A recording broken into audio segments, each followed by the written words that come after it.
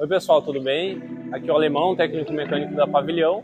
Hoje a gente está aqui fazendo uma inspeção numa V-Rod, onde o cliente trouxe para nós relatando um ruído no motor.